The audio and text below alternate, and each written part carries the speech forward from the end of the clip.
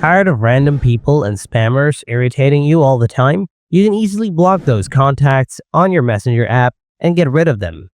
I'll show you the easiest way to block the contacts on your Messenger profile. Let's get into it. Open the Messenger app.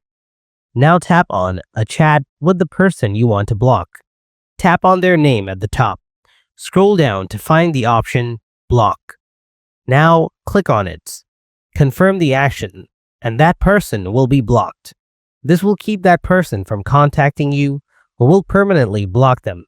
However, you also ignore any person without blocking them. For that, you need to choose Restrictions and confirm the action. This will keep that person from contacting you but will not permanently block them.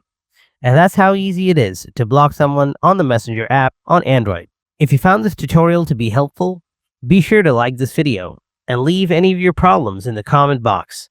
I'll try to reach out as soon as I can.